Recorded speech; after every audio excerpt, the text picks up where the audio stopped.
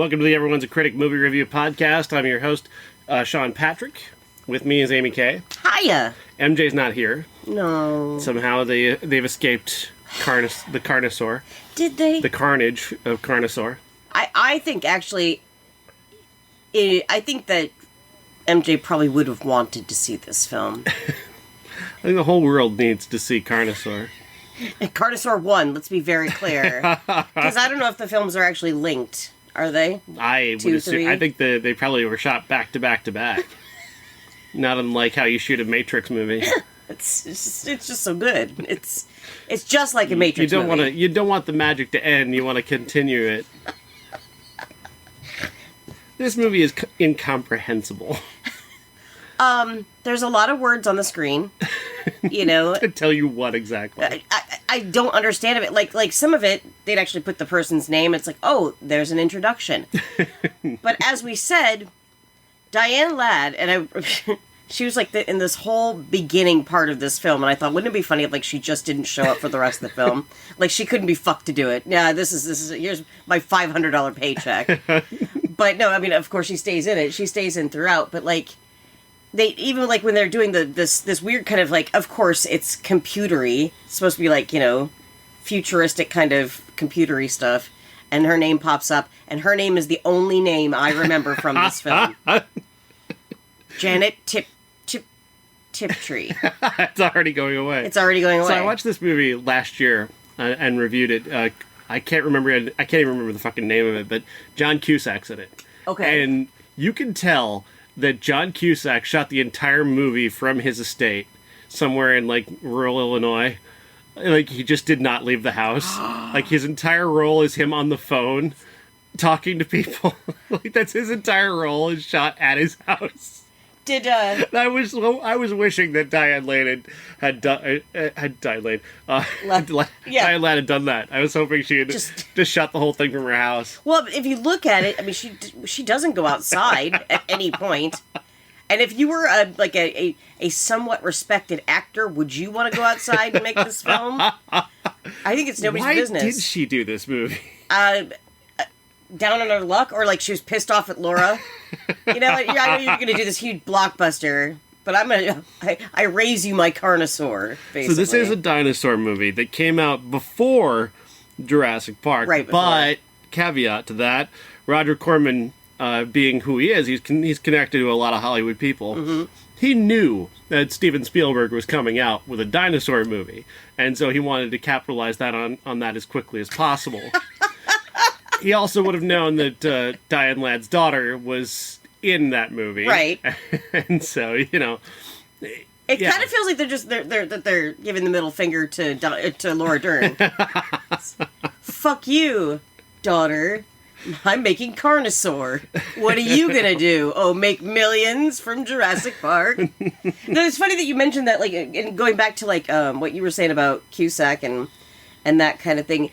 We should say, you know, just as a reminder, that Roger Corman executive produced this film. Right. And what I have to say is only going to make sense to those that are either, you know, like film scholars or Mystery Science Theater fans, and there's no in between. Is that's a motif. Like that is prime Cormanism, is to just make people just stay in one place, and like sometimes you'll go there and you don't know why. It's just for them to answer the phone, and then they put the phone back down, and then they just stand there. It's beautiful. We have a lot of Diane Ladd moments in this where she's just staring at a screen. It's like I don't, why did I get John Voight in my head? Doesn't he like do something like that? Yeah. And you just stare at screens the entire time, and they don't even know what they're doing. They know that they're making a film, but they don't know what they're making a film about. Is what it felt like to me. Did that happen to, like, was it Peter Lawford, was it? Who was in a few, like, a Mystery Science Theater movie where it's clearly shot in his mansion, and he doesn't leave the mansion, and characters have to come to him. That was, Peter Lawford was in it, but I think that was Angel's Revenge.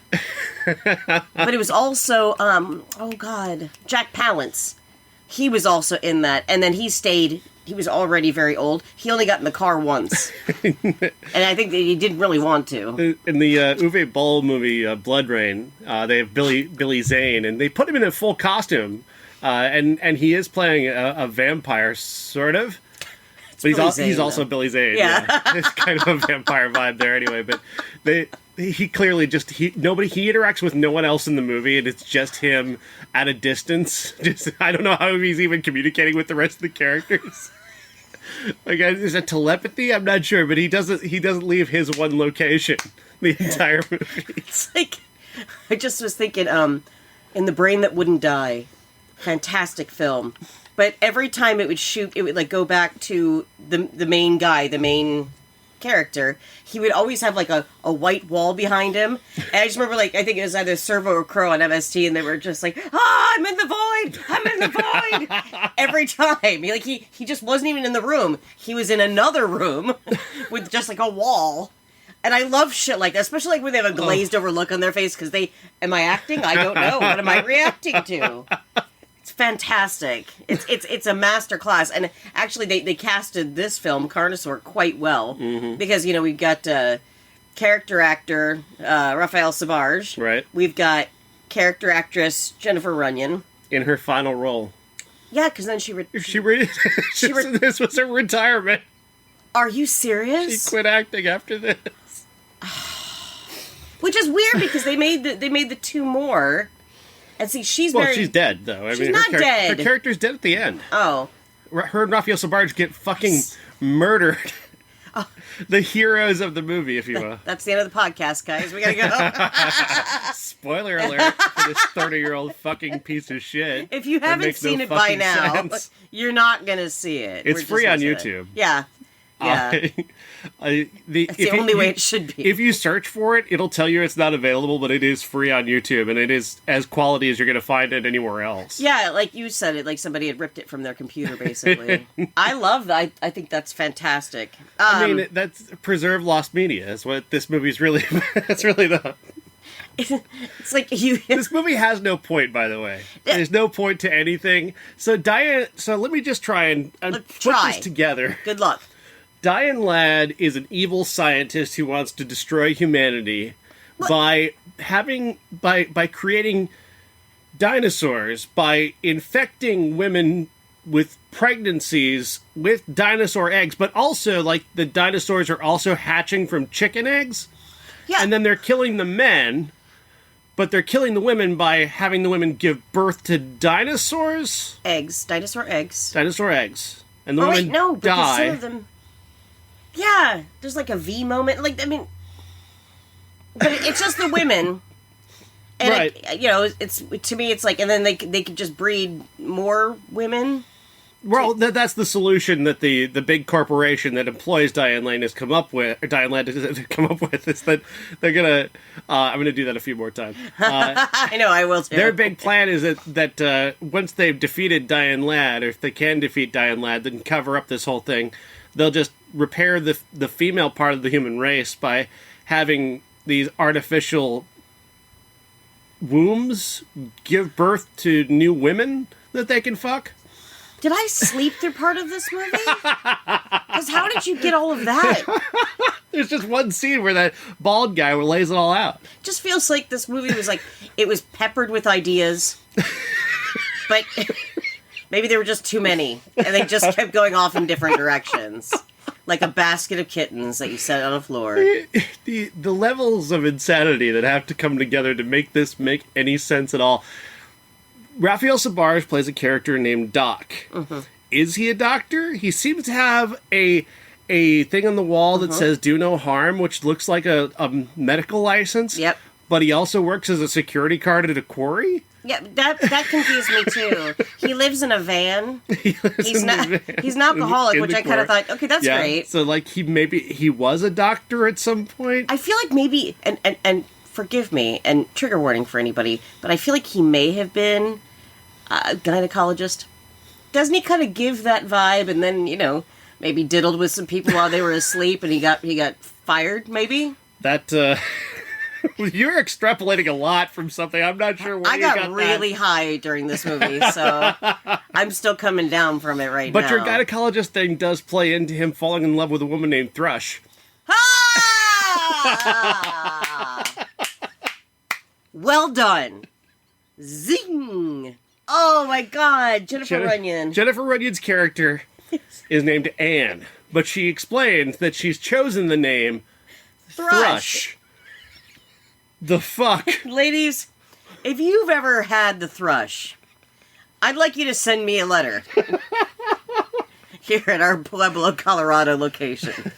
Self-addressed stamped envelope, so I can send back my ideas and thoughts about Thrush and this film. Just so we can get the men on this podcast to turn it off and never come back. I want to talk more about Tell Thrush. people what Thrush is. Well, see, it can be in your mouth, or it can be in your vagina.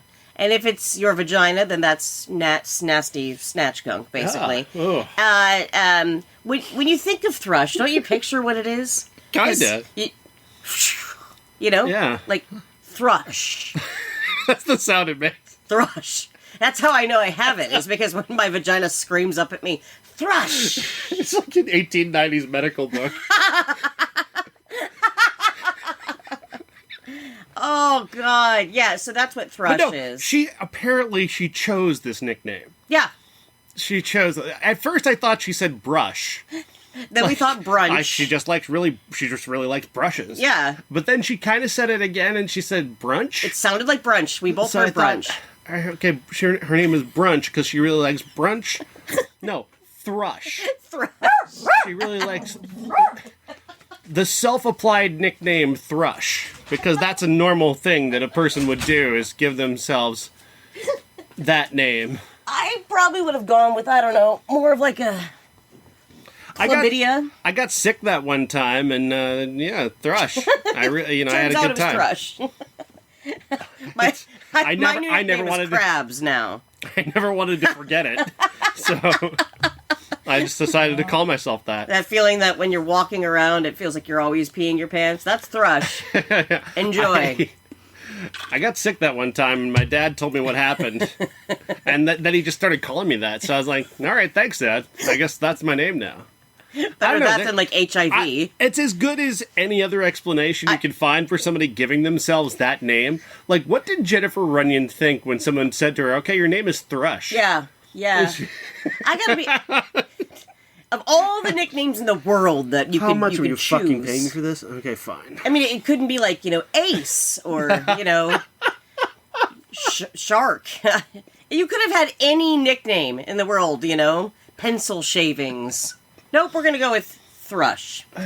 I mean, her nickname that she gave herself is Thrush, and she has to pretend that Rafael Sbarge is attractive. So, I mean, like... There's so many acting challenges that she's going through here. I mean, Rafael Sbarge makes the guy from Hexed look like a fucking male model. Oh my god. Ari Gross. Yeah. But like I even said, I think Hexed is more like a Bergman film compared to this one. I mean, it's just... They put Clint Howard in this movie just to make Rafael Sbarge look attractive. And, oh my god! Trigger warning if you're really into Clint Howard. Sorry, guys.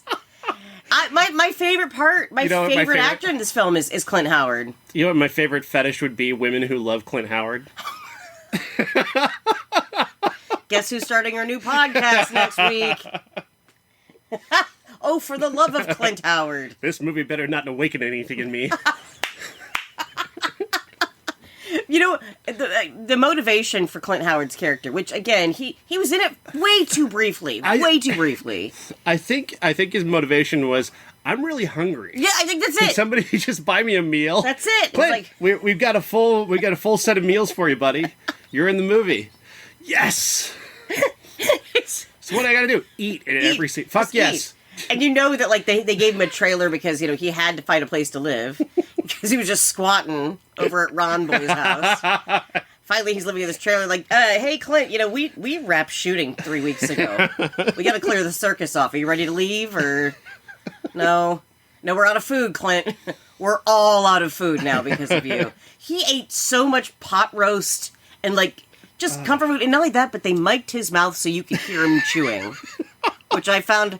Not so much ASMR as the diner scene is very confusing. So by this point, there'd been some things where and you picked up on it. I totally missed it. Yeah.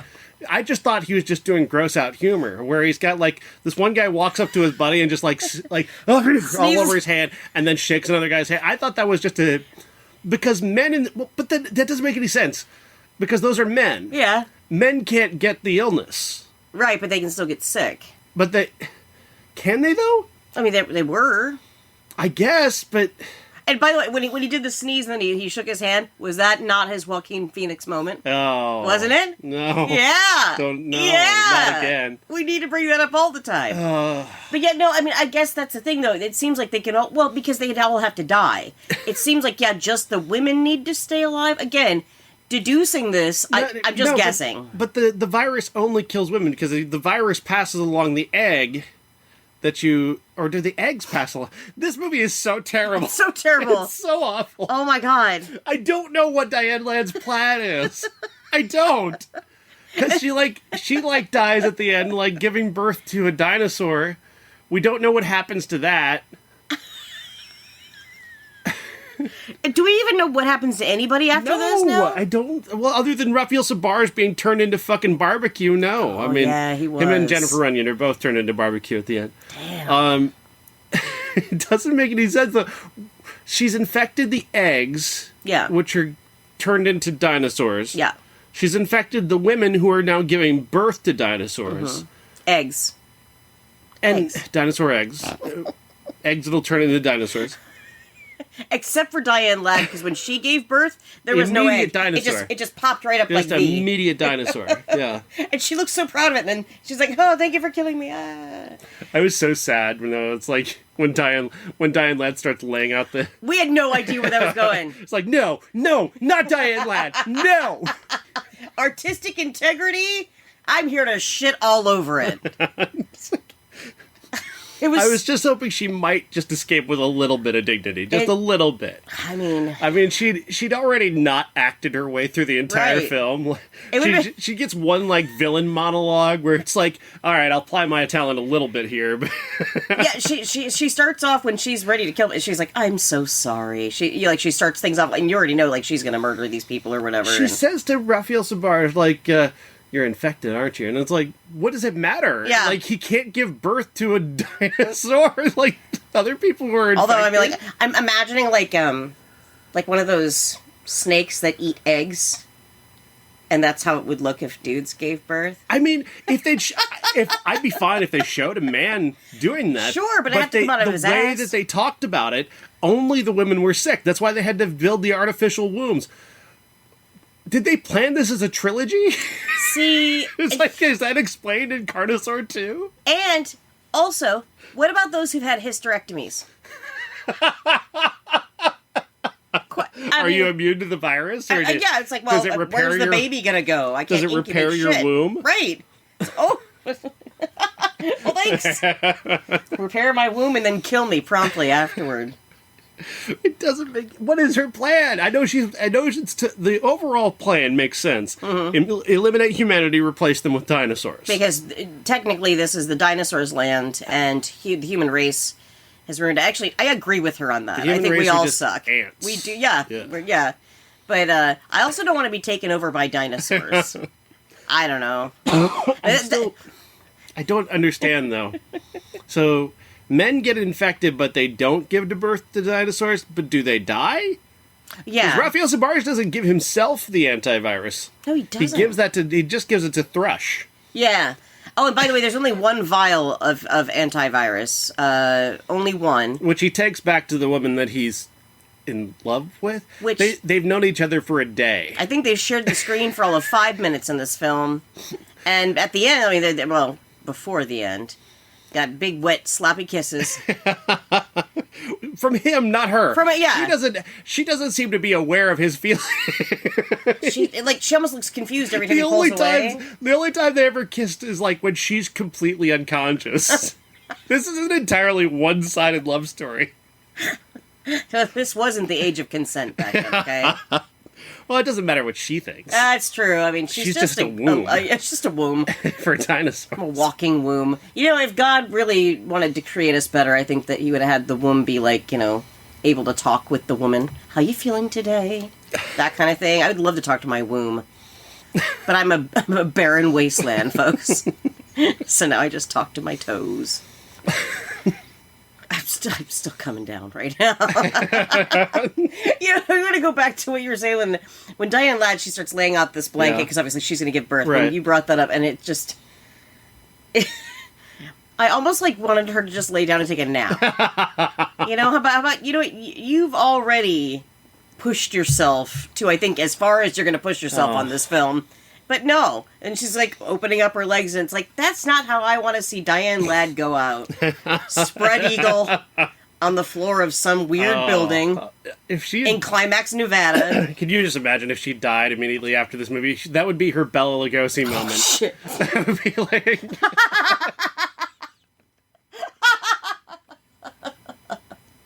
How sad is that? That's so sad. Is it? Because, that's a legacy, bro. I just imagine Diane Ladd finishing that scene. Okay, where's my heroin? I've got nothing to live for. I'm gonna take off, guys. That's what I would have done, too. Just lay down and just die. Anyway, Bela Lugosi, another good example of somebody who shot an entire movie without actually being in the movie. Oh my god. Isn't it weird? That's so weird. If you only got so much money and you can only afford your star for a few minutes, Well, here's the thing. So their budget, I think, was $825,000, something like that. And then they ended up making $1 million, so they got a profit. But was that enough to pay the actors? I would say, Diane Ladd. It was, paying the actors. Yeah. That's so adorable. What a concept. This is a Corman film. It is. It is. Look, we'll just get you coffee every morning. Free coffee and donut bar, you guys. That's it. We paid Clint Howard in meals. And what his character end is just first of all, we don't know what connection he has to any of this plot. Yeah. He's seen early on talking to one of the chicken truck drivers, but then he disappears. He ends up at the diner scene where some guy coughs on his soup to, I guess, infect him. Although he never seems infected in any way. Yeah, it's great that we don't see him die. That makes me happy. So, no, we do see him die. Oh. We watch Clint Howard die horribly in this movie. He shows up, he just wanders into a chicken coop, eating chicken. You're right. Okay, I did block that out. He's got a full bucket of chicken, wanders into a chicken coop for no good reason, and then just has the dinosaur comes up and just bites his fucking head off. Oh, that's right. God, I really did get stoned during this, 'cause I don't remember that. I think I really did. I just wanted to block it out because I hate when Clint Howard dies in movies. Makes me watching him eat too. It's it was gross, but it's also is that going to be me one day, just sitting in a diner and everybody knows me because I just won't stop eating. I just sit there. Now I'm sad. They eat loudly and make fun of the other customers, and other customers are so offended that they leave. You're great for business, Clint. Stick around. The guy in that scene who's so offended by everybody making fun of him, or talking loudly around his pregnant wife, didn't he look like the guy from Clerks who was so offended when they were when they were looking at the trans porn? Oh yes! Shit! Oh my god, yes. That's hilarious. God damn it. Yeah. Overall, it just felt like, somebody filmed a bunch of scenes and then literally just threw them at the wall to see which one stuck. I think this is in order. Yeah. There's some text on the screen. This is how film is made.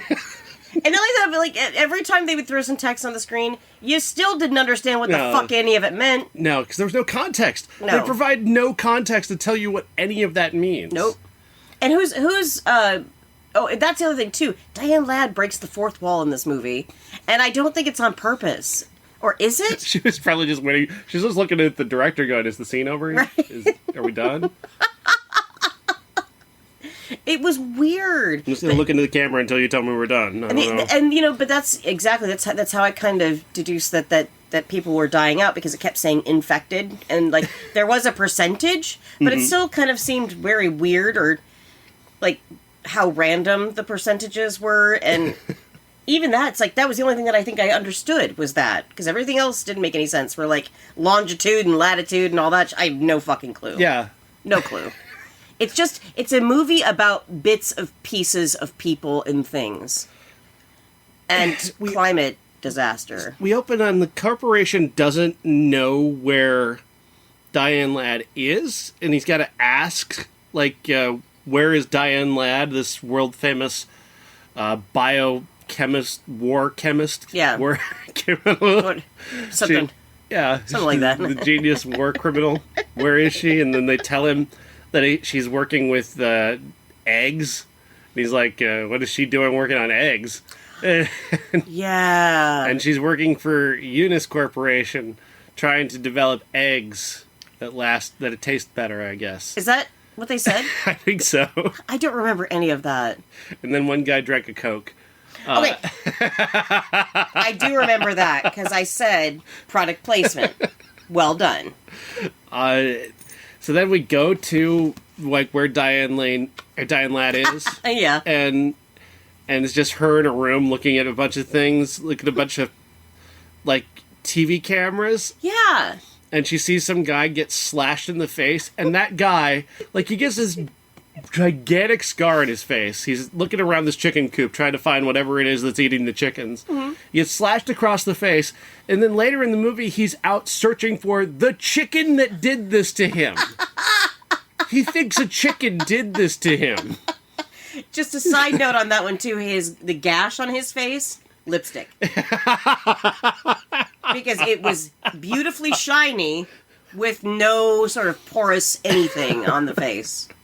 Just like it extends like from the top of his forehead down to his chin, and he's just assuming that a chicken did this to him. Yeah. Now that would be a movie I'd want to see. I wanted a giant chicken. When they're teasing it around, like they're not showing what it is, and we've all been looking at chickens, and we have no, like, I don't know is there a connection between chickens and dinosaurs? I don't know. I have no idea. Is a chicken a dinosaur? I don't know. I don't think so. Do you want me to look it up? Because I feel like we've been gaslit our entire life. I feel so stupid. Like, if I know birds have a genetic connection to dinosaur. Does that make chickens have a genetic? I don't care. I don't know. I never cared is the thing. I'm not stupid. I just don't care. Yeah. So I never bothered. Nobody bothered to teach me this in school. But, like, we're just around chickens. Somebody actually looked us up because it came up on Google, like, immediately. It says, chickens and dinosaurs related? So are chickens dinosaurs is the question here. Okay. And it says, no. No. The birds are a distinct group of animals, but they did descend from dinosaurs, which I think a lot, probably, right? Yeah. And it's not too much of a twist. It's not too much of a twist of facts to call them modern dinosaurs. Chickens are modern dinosaurs? But they have wings. Some dinosaurs had wings. Yeah, on Flintstones. There are many... Have you ever heard of a pterodactyl? I watch Pee-wee's Playhouse now. Terry. I know Terry. We all know Terry. Regardless... It's not something that you wanted to think about. The American school system has failed. We know that already. Well, we are from Iowa. We used to be tops. Now we just suck. So, overall, So... What? We're just looking at these... I wanted a giant chicken. Yeah. Like, that would have been hilarious. Who didn't want a giant chicken? You know, I wanted that for everyone. A giant chicken running around being... Like, if your dinosaur was instead a giant chicken, this movie just becomes so much better. It does! It does. You know what? Cut out all the actors and just have a movie about chickens. and have big actors voice the chickens. And then put Jürgen Prochnow in there as the chicken whisperer. And then he saves the world because the chickens are going to riot, but he gets rid of the bad group of chickens. Jürgen Prochnow would not spit on this movie. It was on fire. He'd spit in the mouth of this movie. Jürgen, you know, I hate to say it, but sometimes beggars can't be choosers. But, I mean, you were high demand in 93, so... Again, I'm trying to understand. I can't make the movie make any sense. No. Because everything that I'm remembering right now just feels like little squares. So of there's film. at a certain point, there's like a coroner who's like examining one of the dead people. Yeah. We don't know how that dead person got there or who this dead person is. We don't even know it's a person at first. Right, because it looks like pulled pork. The camera shot is outside the room, and the room is dark. Yeah. There's a lot of darkness in this film. A lot. Classically Corman, because it covers up the budget. Yeah. But, like, we can't even tell it's a person that he's operating on. We don't know that it's... I guess we can kind of... We have to make the logical leap that he's working on one of the people who was killed earlier in the movie, right. I guess. Well, but it's hard to... the movie gives you no context for that. They don't introduce who this character is. He just picks up the phone and goes, "Happy birthday, I'm sending you a sample." Which I took as... What a very natural way of speaking to somebody, because we don't know, maybe it is Tony on the other line, and it is his birthday, in fact. You know? I'd be curious to know what he's going to do for his birthday, because this movie gave me nothing else but little wonders here and there. The sheriff theorizes that this person died from a bobcat attack, and everybody keeps going, "Well, it couldn't be a bobcat, they're extinct." Sean looks at me and goes, "Are they?" And I'm like, "No!" And they're the least concerned when it comes to extinct and least concerned. Bobcats are least concerned. Bobcats are fine. They're fine. They're so fine. Go out to California. Go up to Canada. They're everywhere. Hell, everyone has one in their home in Canada. Extinct. And I just I sat there like, they really did not do any research for this film. They just fucked off. What do you mean, this movie? They half-assed elements of this movie? Are you kidding me? My favorite death in this film was the three, like, I guess they're young 20-somethings, maybe teenagers. The Mountain Dew commercial. Yeah, the Mountain Dew commercial, Code Blue. And they're driving around in this Jeep. And they're all just drunker than fucking Get Out. So I was really looking forward to their death. It's like, you know what? So one way or another, this is going to happen to you. I said natural selection of dinosaurs. One or the other was going to get this. How about both? You know? How about both? And so, yeah, the one couple, they were about to get it on. And what does... I mean, it's a universally known thing that you don't have sex in a movie like this. Because you will die. I mean, don't take your penis out in a movie like this. Because, I mean... That guy had his penis ripped off. That guy took his penis out to piss, and just immediately the dinosaur just goes for the dick. And to me... Just immediately goes for the dick. I mean, that is your Achilles heel. Men, am I right? Yeah? Getting your dick bit off. Dudes getting their dicks cut off. Roger Corman and cock-based weirdness. Oh, I love it. There's a whole essay. There's a film essay to be written there. Yeah, a whole documentary to be had. I'll get right on that. I do. I mean, I have a vast... A genital-based weirdness, because thrush. It's true. Well, let's just say I've been to the doctor. Why? Why, though? Of all the things you could call a character, why thrush? You could be like... What are you thinking? What went into the decision? Like, we're trying to come up with a name for this character. Thrush. A man had to write this, right? A man did write this, yes. Because I have a feeling that they probably never had thrush before. The thrush. Like, even like you think of we're gonna do some kind of genital based weirdness with women giving birth to dinosaur eggs. So I guess we're just thinking about the vagina and want to name the character related to something related to the vagina. Thrush. Yeah, you could be called Warts. You know? Don't ask me why that's my name. God damn it. That makes me so happy. But why, though? Why? Her character has a name. Her name is Anne. But she self-applied the name Thrush, according to the movie. Why is this in here? I was just writing about this, actually, the other day.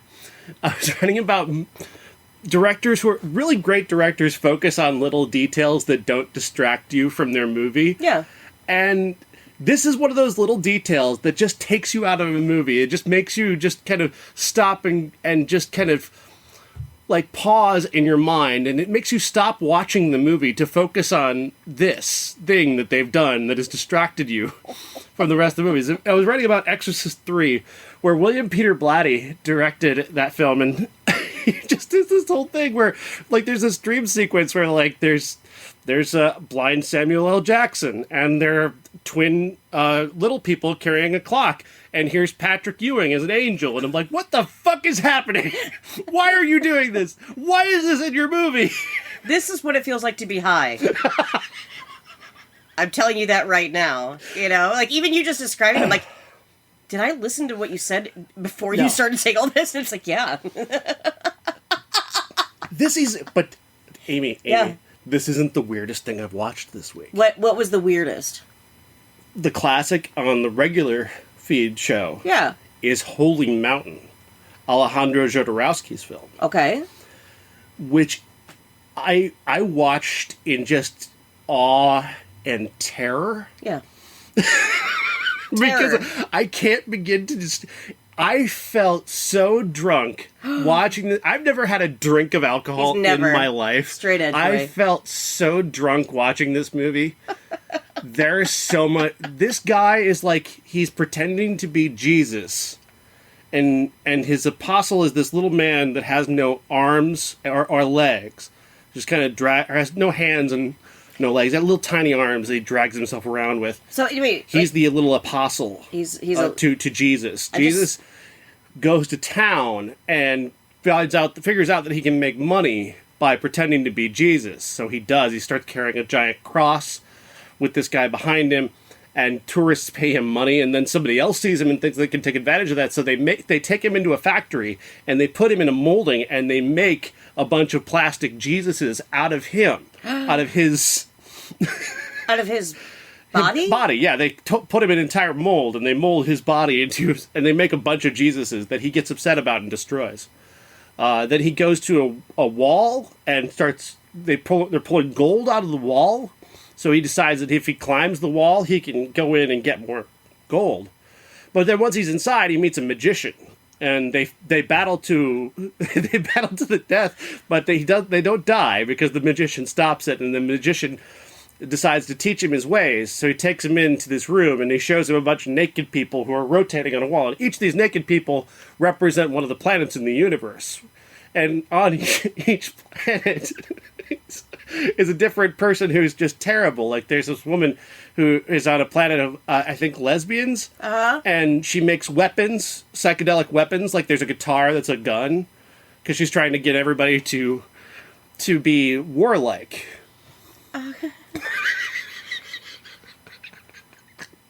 Sorry. My brain's leaking out of my ear. There's one where this guy, he runs a planet where I'm not sure what he makes, but he makes art. There's one that makes art, and one of the art pieces is a giant robot vagina that is also a game where you try and stimulate the vagina to open. And so you take this giant plastic wooden wand thing, and the woman has to be naked to do this. So she takes this giant wooden dildo and presses it towards the robotic vagina, this square robot vagina. There's a whole hole there, and she stimulates it, and then it opens. And like it would. And then starts spitting out, various different things as it apparently has an orgasm. And then later gives birth to a smaller robot square vagina. I wish this was a visual podcast. If you can see Amy's face right now. This is to say that I've watched Carnosaur and this week. It makes me want to watch a Salvador Dali, documentary. Because in this is a fever dream for him. Holy Mountain is brilliant. I think it's fucking brilliant. But why? I don't know. I have no idea why it's brilliant. How is that brilliant? But Carnosaur, wouldn't touch the soles of my feet. There's a weird logic to Holy Mountain that I'm not sure what it is, but not the point. No.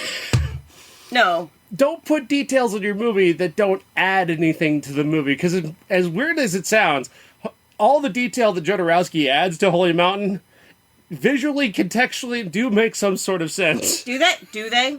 They're not extraneous. They are not extraneous. Whereas this is entirely, you could call her any name other than Thrush, and we wouldn't have a 15-minute conversation about it. You know what? That's true. That is so true. You could have been anyone.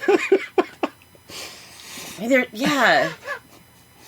There's a clip from Batman that this guy, like Kara, on his show uses a lot. It's just Val Kilmer saying, "It just raises too many questions." and yeah, that's it. This just raises too many questions. Just why would you do?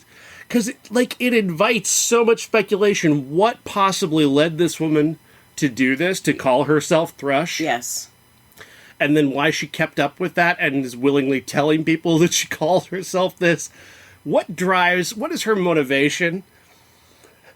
I shouldn't be asking this question about her name. No, you're right. But I also shouldn't be asking why Doc calls himself Doc, but then works in a quarry as a security guard. And can we discuss the elephant in the room in this one? Please. Why Rafael Sbarge? And am I supposed to think he's sexy? Because I know everybody's wondering that. I mean, it's, give him a cigarette dangling from his mouth and a leather jacket, and this guy is so... He's so cool. He's so cool, but he's like really, he's really cynical. He's pretty jaded about the world. He's watching Brain Dead. Yeah, he was too. Brain Dead, which is one of the first chapters in my book on horror in the 90s, which this will also be a chapter in the book. A part of the book, not a chapter, but Yeah. Do you want to dedicate a whole chapter? Well, they dedicated a bunch of celluloid to this fucking crap, so... Brain Dead is, super stupid and random, too. There's a whole thing about, the only thing anyone remembers about Brain Dead is this face that's stretched across this, metal apparatus. Oh! And it's got a nose and a mouth, and he's stimulating this brain that's connected to the face. That's the only thing that has nothing to do with the plot. Not a thing. That's homage to Doctor Who right there. I'm sorry, that's Cassandra. Moisturize me. That happened after this. That had to be inspired by this. Had to. Brain Dead was 1990. Oh yeah. Had to. But that's the only thing you remember about this. It has nothing to do with the rest of the plot. No. There's nothing. That face does not come back. That whole thing does not return to the film. See, they do that because they want you to miss it, Because you don't know what you got till it's gone. I'm speaking to Adam Simon, the director. Just, Adam, why? Yeah. Why do you consistently add things to your movie that don't make sense or matter in any way? Mm-hmm. This I keep getting this thing from Murder, She Wrote in my head. About, when Jessica Fletcher wants to... Or she's making a video game. A virtual reality video game that she wrote the story for, and she got irritated because there was a door in the virtual that didn't work, and she goes, "You really shouldn't have that door in here because people who play this are going to think that there's something behind that door." That's what this movie is. It's just a door that no one needed. A series of doors. It's just a series of doors that shouldn't be there, And that's just what came to my head about this. This movie should not exist. But I think it should. Because, it's... defend this crap. Go ahead. To know what movies are better by comparison. So the Eisenhower and Lutz defense. Yes. This is the terrible sitcom that tells you how to do a better sitcom later. Yes. Learn from this. And they clearly didn't because they made, 2 and 3. So, I mean... Shout out to Alison Pregler. God bless her. For the Eisenhower and Lutz reference that no one's gonna get. Unless you're a huge Scott Bakula fan. Which, that's pretty rare. It's pretty rare. Except for Allison. She kind of cornered the market on him. That's fine. Roger Ebert called this the worst movie of 1993. Would you agree?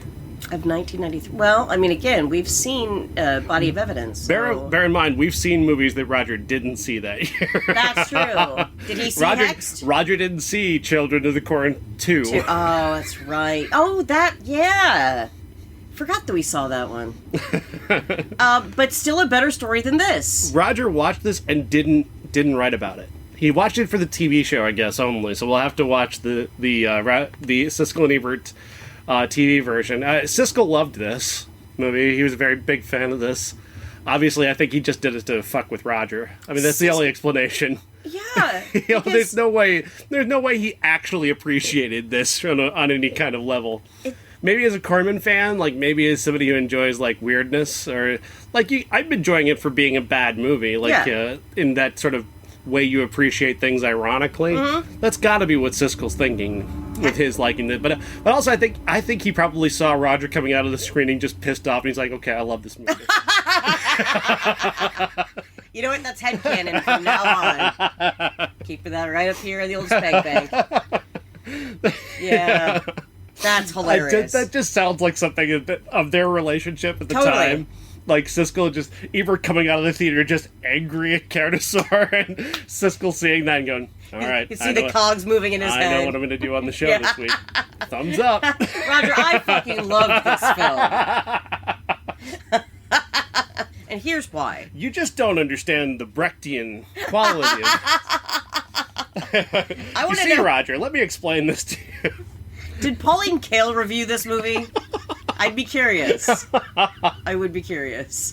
Why wasn't there more scholarly writing about Carnosaur at the time? I'm getting an essay idea, you guys. Getting excited.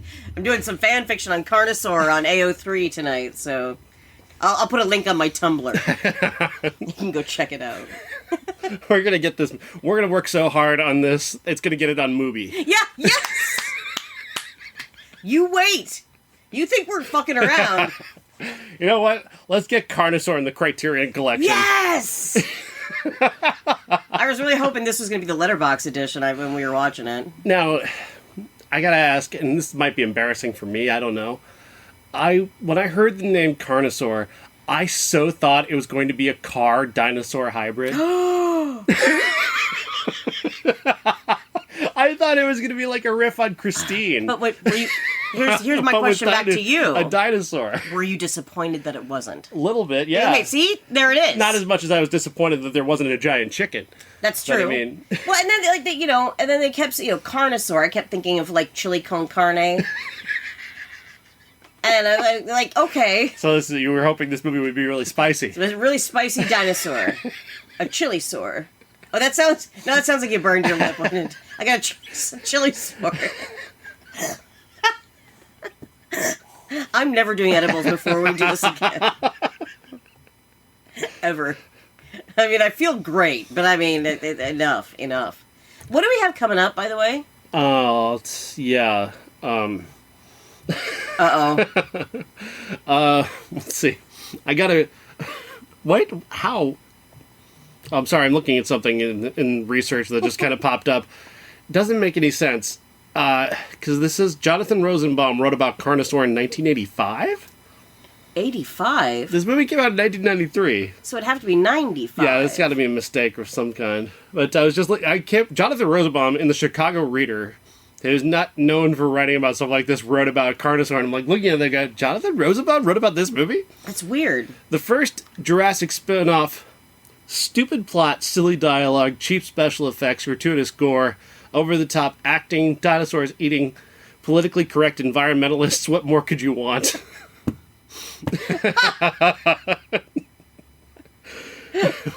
The hell? Wow. Roger Corman produced, which at least gives it the right kind of bad movie pedigree. Oh my god. Fair enough. Diane Ladd. I can't do it. You're even reading it wrong. Yeah, it's honestly it's in my head. I gotcha. A mad scientist wants to give the world back to dinosaurs and eliminate mankind while she's at it, which should be a lot funnier than the movie makes it. Adam Simon of Brain Dead fame wrote and directed a movie based on a novel. His taste for images of women giving birth to baby dinosaurs shows his clear indebtedness to David Cronenberg. Okay. And his apocalyptic finale seems straight out of Night of the Living Dead, but neither reference seems worthy of his source. Fair enough, Jonathan. Wow. He sat down. He took the time, as we're doing, to review this film. And we never even review it. I didn't we even just pick get up on angry that, about it. honestly, as a Night of the Living Dead reference. But yeah, I guess you're right, because they come in and just kill them at the end. Yeah. Spoiler alert for Night of the Living Dead. Shit, I was going to watch that tonight. And yeah. Wow. He's right about the needless gore, because it was ridiculously bloody for more than it had to be. A guy gets his cock bitten off by a dinosaur. Yeah. Yeah. I mean, that was hilarious, but... Yeah, just a weird throwback to that conversation. Is there a Mountain Dew Code Blue? If there isn't, there should be. I thought it was Code Red. Well, there is Code Red. I know that one's real. Code Red, because we know that from Curtis's song. We know what that is. Shout out to Curtis Connor. Mountain Dew. I don't know why I care if there's a Mountain. It just made me laugh when you said Mountain Dew Code Blue. I believe they have a Code Blue in the movie too, which is weird. They do. They call out a code. It's a Code Blue, and we're just like, what the fuck is a Code Blue? Oh yeah. What is? Okay, so here's the thing. No, there isn't. It's No, there isn't. It's actually, it's no. They call it voltage. Oh, okay. But there is a blue Mountain Dew. But we're just gonna call it Code Blue from now on. I think Code Yellow is the original one. What did you think of the dinosaurs? I missed the that roller skating dinosaur movie when I saw, because that's just like he stays in her backpack the entire time. I love that movie. I can't think of the name of it. Roller Gator, and he's a gator. I'm sorry, he's not a dinosaur, but still, I thought you were thinking of Tammy and the T-Rex. Well, that I love. I absolutely am behind that all the way. It just, again, we were talking about those big blow-up dinosaur suits. I just wish they would have put one of use those instead. It would have been funnier. And then these dinosaurs in this film are so rubbery that at one point one of them gets shot in the face, and then he goes down, and then he bounces like a fucking ball back up and then back down again. And it's like, come on, that didn't make it look real. Like, he would have just fallen over. Got shot in the mouth. Not dead, though. Not dead. He's able to kill the sheriff. That's right, but... That blows his head off. Exactly. Yeah. The sheriff who had just finished Goodnight Moon. Oh. Had just finished Goodnight Moon. But see, we don't even know if he really did, though. Because that again, it was in my haze... I even had to ask him, like, how did we get here? How did we get from the bed where they're reading Goodnight Moon to this? It makes the sheriff character is just so weirdly used. He's introduced at one crime scene. Doc calls him to tell that he's captured one of the environmentalists who's trying to stop their quarry from doing something. Right. Moving rocks from one side of the quarry to the other. As you do. We need the environmentalist to stop that. He's captured one, Thrush, and is holding them and wants the cop to come and get him. He can't because he's looking at what he thinks is a bobcat attack that killed this man. So he shows up there the next day. The Doc had fallen asleep and Thrush had escaped while he was asleep and drunk. They go to the hippie commune where he thinks Thrush is. I keep saying her name. And then once they get there and he sees Thrush, Doc sees Thrush, and he says to the cop, "She's not here." Right. And then they leave. And it's like, why the hell did this scene happen? Why is this scene here? What does this add to I guess it's just to show that he's fallen in love with her in the 2 seconds they've spent together? That had to be it. So, the next time we see the cop, he's, I guess he's with his wife? Yeah. And establishes that she's sick? Yep, because she coughs. And so he sends her to bed, and then he tries to make eggs, but the eggs are dinosaurs? Yeah, well, I mean, yeah. A few of them were duds, though. They were just black, splat. They hadn't formed into dinosaurs yet. But the last one, what a cutie. So then he takes the dinosaur that he finds, a little tiny dinosaur, to the coroner, and then comes back home to read Goodnight Moon with his wife. And then goes back then immediately is outside on Main Street looking for the dinosaur, yelling and screaming for the dinosaur to come out. By the way, the Main Street, it's an alleyway. At this point, now, he apparently has inferred, I guess, from the egg that he's dealing with a dinosaur and he wants to confront it directly by himself. Well, with his history of communication with dinosaurs knowledge there. Another classic B-movie, Z-movie trope is that nobody reacts to anything normally. Like, normally, like, if you saw a dinosaur, would that not change your entire view of the entire world? Yes. Nobody is surprised. No. Like, immediately, Rafael Sbarge sees the environmentalists get just absolutely destroyed by dinosaurs, and he just jumps out of his truck and immediately starts shooting at it. Yeah. Without thinking. Like, he doesn't pause and go, that's a fucking dinosaur. Like a normal fucking person would. Just immediately gun in hand.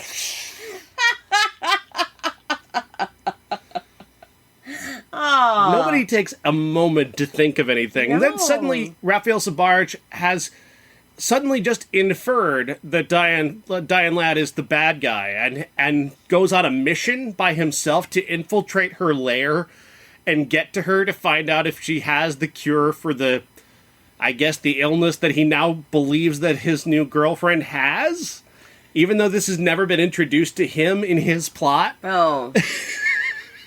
No. She's not even sick when he leaves. No. Well, I mean, she felt kind of shitty, but... Yeah, and again, it's like, what a waste of an antivirus. Did she get infected by the dinosaur? I don't remember. I don't remember how she got infected. She didn't have eggs. She didn't interact with somebody who was sick. Well, he was sick, though. Was he? Yeah. Remember? When? When did he get sick? Early on, and he had a cough early on. Okay. Yeah. The fever. He had the fever. Which, by the way, apparently you can live when you're 107 degrees internally. As Diane Ladd's secretary is like, I feel like shit. And all of a sudden it's like, you're just watching the temperature go up. It's like, Sean's like, 109. You're dead. Why are you still sitting there like you're going to do some taxes? I don't understand. And she finally lays down, and then she starts howling, and then all of a sudden out pops an egg. She's not pregnant. Not pregnant. But Rafael Sbarge immediately knows she's giving birth. He's like doing full-on fucking Lamaze. Isn't that fucked up? He's just, he's like, it's all right, just breathe. Dude, she's gonna die. Like, she's 108 degrees internally. Her innards are cooked. And whatever, yeah, that's great. But actually, that's really good for egg incubation, though. I thought, like, during that, as that scene was starting, I thought, like, oh my god, she's turning people into dinosaurs. That's what I thought, too. And that she's going to turn into a dinosaur. But no. No, and then there's the whole V thing. I mean, there is so much of, like, V in this. What a weird way to pay homage to it, I think. Just the way I look at it, but... Because I mean, every other one had an egg, and then all of a sudden Diane Ladd, nope, we're just gonna have a baby fresh out of the oven. Yeah, it's kind of funny. Just pulling your stomach open, that was so gross. Ugh. Go ahead. Sorry. Roger Corman hears about Steven Spielberg making a dinosaur movie and makes this. I'll show you. It makes it, but it's like the logical leap that had to happen in Roger Corman's mind as he's conceiving of this idea. Like, I think this is what Spielberg's gonna do. Yeah. People giving birth to dinosaurs. Genetically changed eggs. Yeah. Yeah. I think from the marketing materials I've seen. All right, go ahead. Yeah. You got 5 days. Smells like a blockbuster, you guys. I think we got this. We got this. Because Diane Ladd worked for 5 days. Right. 5 days on this movie. That's what she did. They shut down half of a hotel. Just, there it is. Don't have to pay for anything. Can we use your basement for a minute? Yeah. Why are you putting up all those lasers? Don't worry about it. I still don't understand, like, the whole gassy hallway into a laser room. It looked like they were going to play laser tag. It did. And then, like, that the lasers can chop off hands and shit. The father there's a dad who works for Diane Ladd, whose daughter gets murdered in the Mountain Dew Code Blue scene. She's murdered by dinosaurs. So he's all sad, and he goes to see Diane Ladd, and Diane Ladd decides that she's just going to kill him with her dinosaur. Yeah. So she, like, directs him down a hallway, telling him, no, your daughter's still alive. Yeah. So you can go down the hallway, and she'll be there. Okay, she's not there. I'm just here to feed you to this dinosaur. Like, it's so fucked up. Like, why? But why is this happening? Why is this character here? What is this? I'm guessing that the fact, because he was kind of, by the way, You think moisture level was off the charts in this film. Do you think he was onto her plan? I think he was sick, and she knew she had to kill him anyway. That's why she said she was sorry, and then she kind of changed her tune. And then she's like, no, your daughter's... Yeah, of course you can see your daughter. You're going to see her in hell. Diane Ladd leading this man to his death, like, with all of the energy of, like, a tour guide. Yeah. A terrible tour guide. Down that hallway to... No, she's working at the desk at the hotel. It's down the hall to the left. The bathroom is over... Yeah. You're looking for the bathroom. It's 2 doors down. Take a left. It's there. That's great. That's great. You'll know it when you reach the lasers. Yeah. Slicing your cock off right there. Oh, for fuck's sake. We need more dismemberment in this film. I could have just asked my daughter for a loan. Yeah, I mean, that's...